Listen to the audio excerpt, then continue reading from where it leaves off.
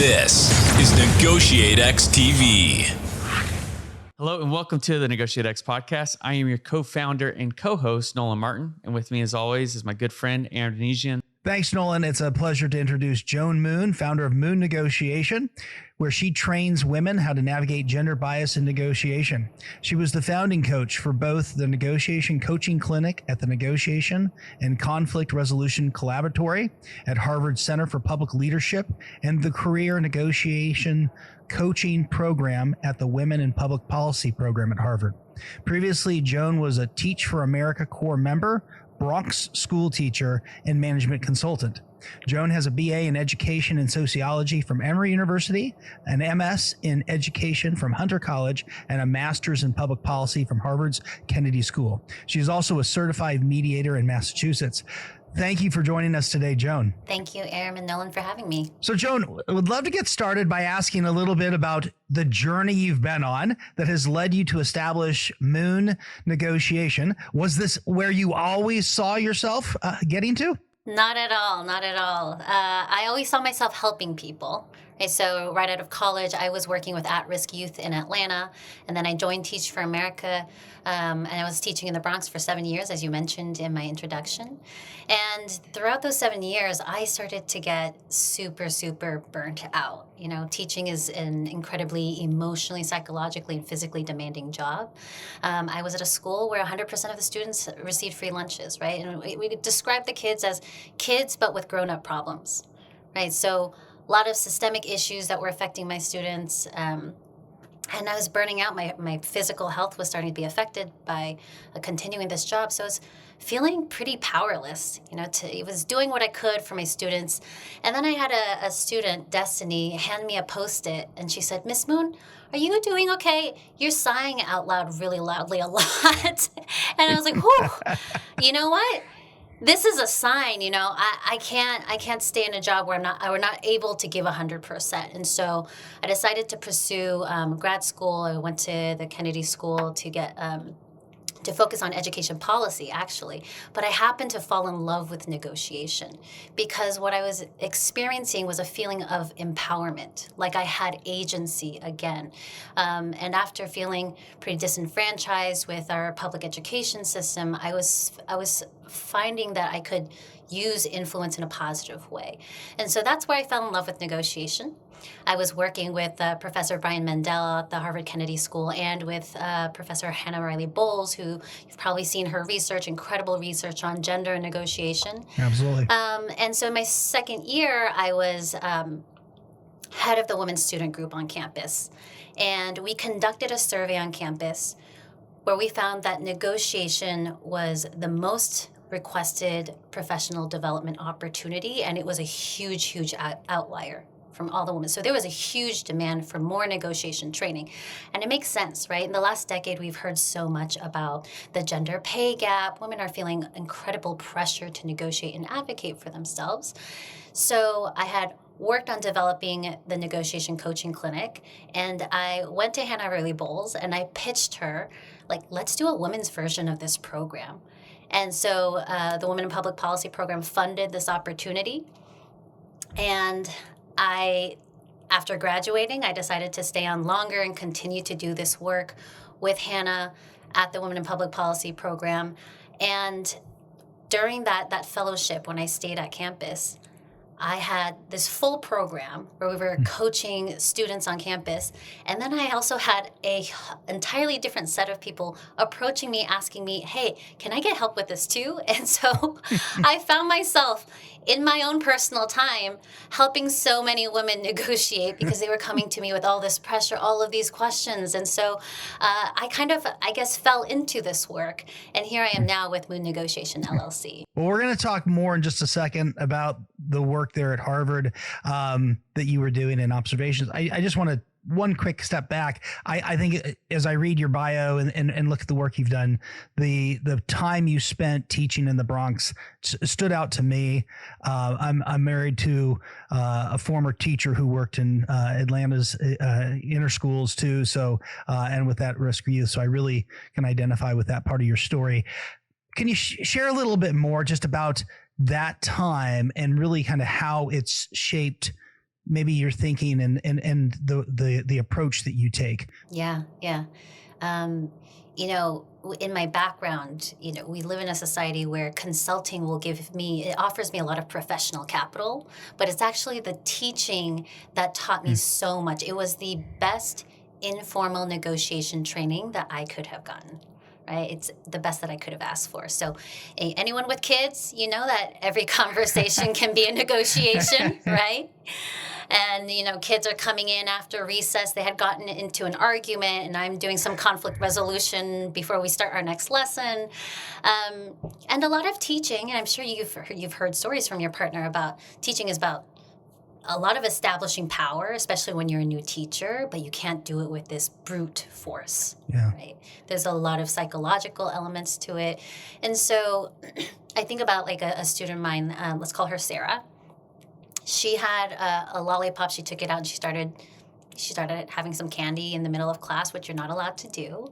And, I just walked by, I took it away, put it in the trash, and continued my lesson. 2 minutes later, she has another lollipop out, right? So this is a challenge of authority, and all the other students are watching to see what is Miss Moon going to do. And you have to make an in-the-moment decision right there. I could keep on doing this back and forth with her, or how do I nip it in the bud so that we can focus on the math lesson that I was trying to teach? Right.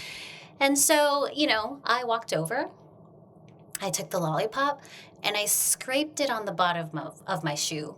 And I handed it right back to her. And we're talking about New York City, right? There was hair, there was lint. Oh.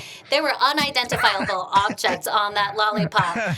And so you hear the students go, oh, and we had a good chuckle. And she smiled. It was like a defeated smile, right? It was, okay, I get it. I'm going to stop. And we continued on with our math lesson. Now, tell me, in what adult setting can you get that type of on-the-job training, right? So, what grade level was this? This was sixth grade. Sixth grade. And okay. Sixth grade, they're a tough bunch, but it is developmentally appropriate to sort of push on the boundaries a little bit at that age. Yeah, so we were having good fun with it. Oh, I love it. So I taught at West Point, which, as our listeners know, is how Nolan and I connected.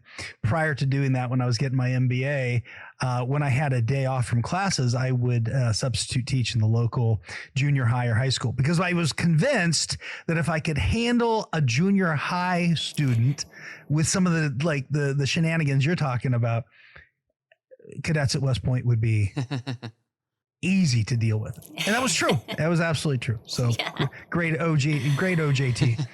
So I was hoping you could tell us more about the Negotiation Coaching Clinic and the Career Negotiation Coaching Programs.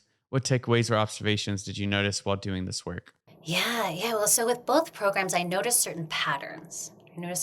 So one thing I noticed is that for the coaching clinic, there were a high number of women applicants, right? Because they were feeling the need to work on this particular skill. There's so much pressure on women these days. A lot of it's self-imposed. A lot of women come to me feeling like, I'm afraid to negotiate, but I also don't want to be taken advantage of. And we hear these horror stories in the news of people finding out that they're getting paid a lot less. And so I noticed that there's a huge demand and a huge desire from women to learn how to negotiate. I also noticed that a lot of people come in thinking that you're either born a good negotiator or a bad negotiator, right? They come to me saying, I didn't think you could learn how to negotiate. And in this clinic, I realized it's a skill that you can practice and you can grow. And so it's in reference to Carol Dweck's growth mindset, right? Saying that if you practice this, you can learn. And I was really happy to see the outcomes of that. When you give people an opportunity to train, they can quickly see, like, actually, I can be good at this. I also realized the prevalence of gendered issues throughout the coaching clinic. So in my check-in meetings with coaches, some of the coaches said, okay, my coachee conceded a lot before we started, or my coachee was told in the debrief that she came off as aggressive or rude. And if you don't have some of the sort of background understanding of some of the gender bias that seeps into negotiations, this might just seem like an everyday negotiation issue that anyone might discuss. But having the background information around biased perceptions of women, the stats on how women tend to negotiate with themselves more or tend to make concessions even before the start of a negotiation, I started to pick up on these patterns. And that could be either whether it was from managing biased perceptions that other people had of you, or the psychological toll that bias in our society takes on a woman and the way they enter into a negotiation. So one of the biggest takeaways was the prevalence of the gendered issues and how they seep into everyday negotiations. Can we stick with that? And can you just really clarify for our listeners kind of this evolving landscape of negotiation for women, and specifically the challenges and the biases that you see persisting today? Yeah. So I actually don't think that the bias has changed much, right? I don't think the landscape itself has changed much. I think the research has evolved to sort of validate what women have already been experiencing and know that they've been experiencing, right? So we can start with talking about Hannah Riley Bowles and her research on salary negotiations. So she did a study 2005 with men negotiating for their own salary and for others' salary. And when they did that, they found that they got similar outcomes. When women negotiated for their own salary, they got slightly lower outcomes. But when they negotiated on behalf of others, they far outperformed the men in the study.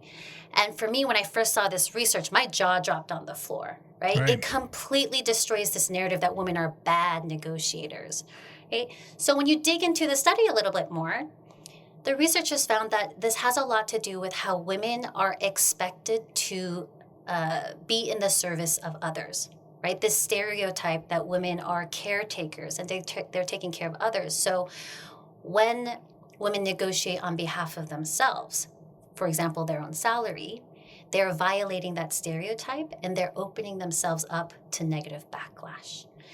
When they were negotiating on behalf of others, they weren't violating that stereotype, so they were, you release them into the wild and they can do so well. So if you think about it, like what is one of the worst insults that we can throw at women in society is calling her selfish. Right? It's one of the greatest insults you can throw at women today. And so what women are doing as a result, there's part of what women do is they're accurately reading the room. They can tell, I'm going to be punished if I do this. So I'm actually going to take a step back. Maybe I don't ask for quite as much, right? And this is what leads to women making concessions before they even start to negotiate. I was listening to one of your previous podcast episodes with Lisa Sun, and she was talking about how she hates the phrase "be more confident." And I was listening. I was like, "Yes, preach," because that phrase is so problematic. First of all, if I could just be more confident by turning on a light switch, I would have done that a long time ago, right? Right. And I think it doesn't unpack the reasons why women don't feel quite as confident in certain situations. There's plenty of research that women face bias, that they're challenged more frequently. When they make a statement, they're challenged more frequently on that statement than a man is, right? So imagine if a woman is putting her hand out and it gets slapped away every time. Eventually, she's going to learn to stop putting her hand out. In fact, if she continued to put her hand out, we might say she's being so foolish, right? So when women are adapting to the situation and pulling back a little bit, you could say that's a smart adaptation in the moment, right?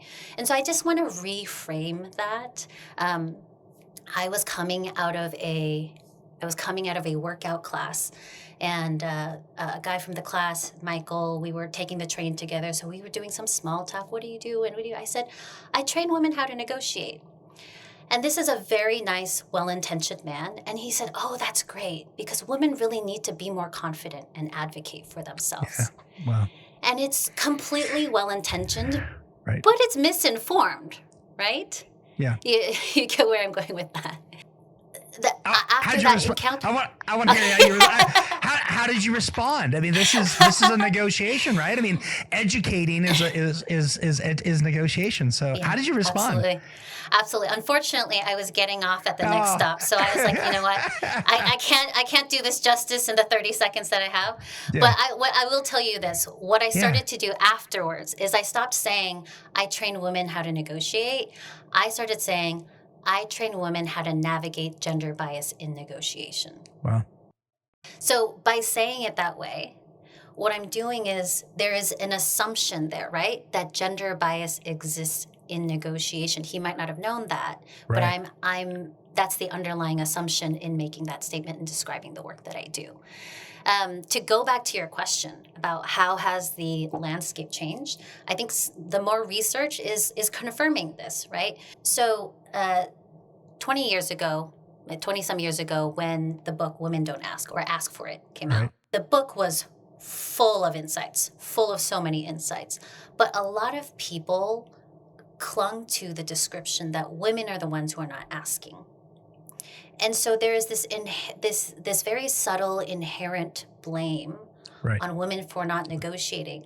But the more recent research shows women are asking, but they're still being told no at a higher frequency than with men, right? So by focusing on women not asking, a lot of organizations and leadership, they're abdicating the responsibility to create more equitable workplaces and to create more equitable processes because they're putting the onus of responsibility on the individual, when all the research shows that this is a systemic issue, not an individual issue.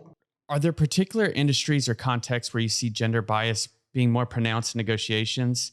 And what strategies or techniques do you find particularly effective, both for yourself and clients? So when we talk about gender bias, I think the perception of how pronounced they are depends on whether it's explicit bias or implicit bias, right? So let me explain that a little bit more for listeners, right?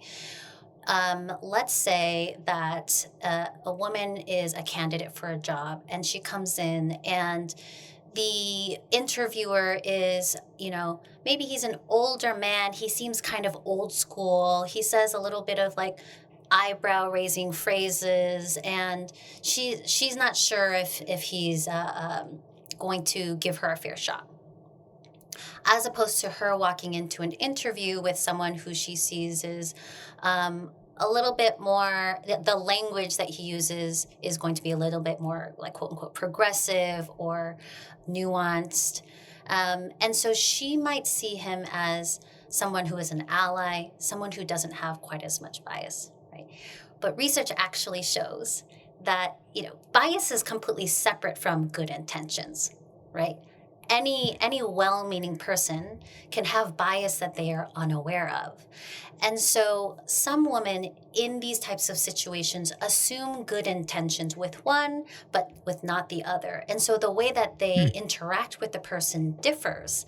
So what ends up happening is that she gets more negative outcomes with the person that she thought she could trust.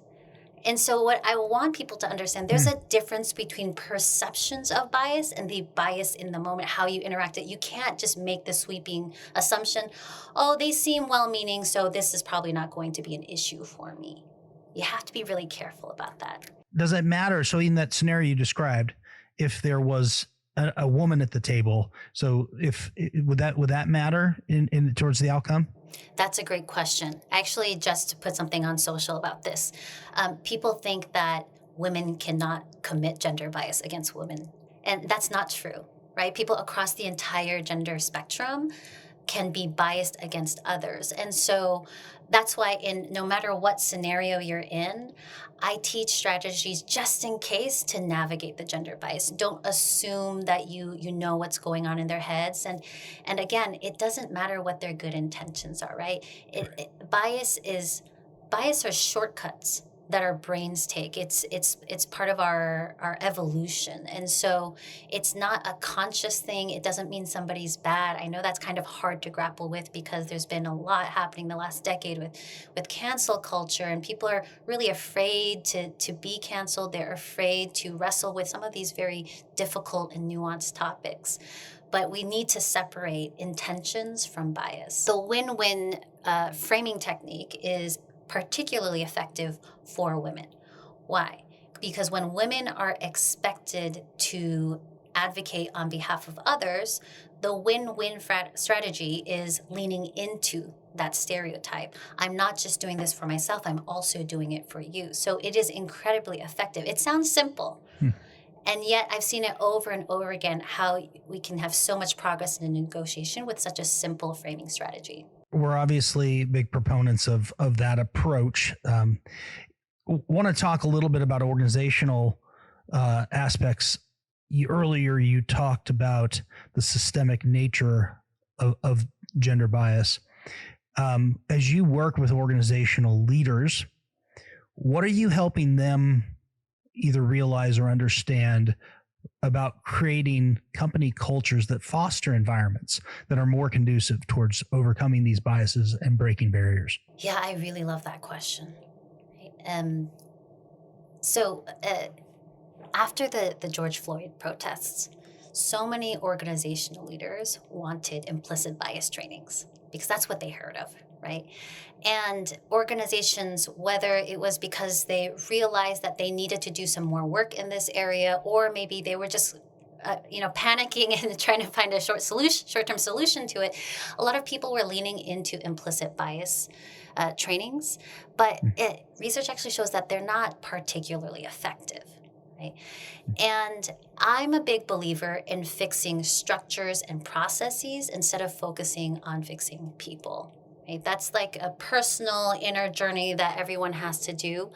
I focus on, like, let's say the example of blind auditions for orchestras, Philharmonic orchestras. There was the example of, in the 70s and 80s, less than 5% of musicians in an orchestra were women. But when they implemented blind auditions, they put a curtain down. They ended up having more gender parity in the makeup of the orchestra, right? And the reason for that is that we have this, again, it's bias, it's shortcuts that our brain takes. If we have in the past seen these great musicians, Beethoven, Bach, Mozart, and they're all men, we associate a talented musician with being a man. And I think about that study all the time, especially when we see like the new Silicon Valley genius, right? Because we see a guy in a hoodie playing video games in his office, and we think he must be a genius, right? Because we have this association in our brains.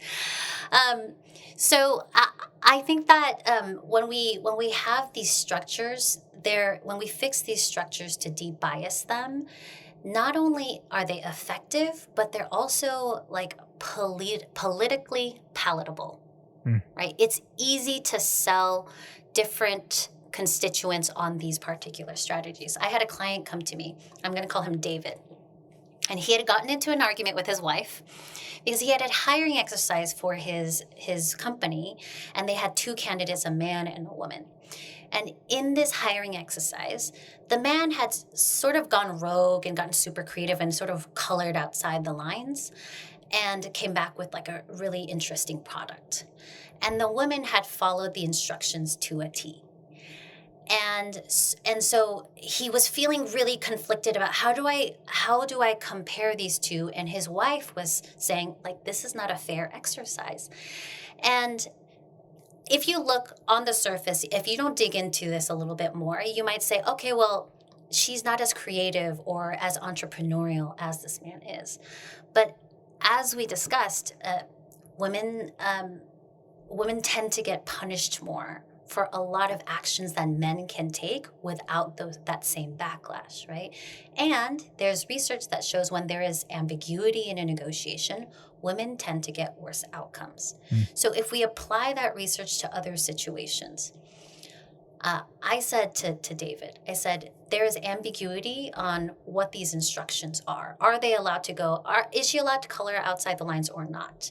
If you want to make it fair, tell both of them, here's a prompt, but be as creative as you want, and I want to see your final outcome. Or tell them both explicitly, follow these instructions to a T, and then compare those outcomes. But by being explicit in those instructions, you can now create a level playing field and assess these two candidates solely by the product that they deliver in the end. Love so much in your entire response from the research around blind auditions. It's something I share in class too. The focus on process and structure, this last example you just gave. Hey everyone, Nolan here. I have to jump in and end today's podcast for part A of this show. Be sure to rate, review, and subscribe to the NEGOTIATEx podcast if you haven't already, and also join us next week for part B of this awesome interview. Hey, thanks for checking out this video on NEGOTIATEx TV. If you found any value at all, please hit the subscribe button, hit the notification icon if you want to be notified of future videos, and then we also have a couple videos over here that you might be interested in checking out. If you and your small business, your team, are looking to get negotiations or leadership training, then you can head over to NEGOTIATEx.com and learn more about the coaching services we offer. Thanks, and I'll see you over in the next video.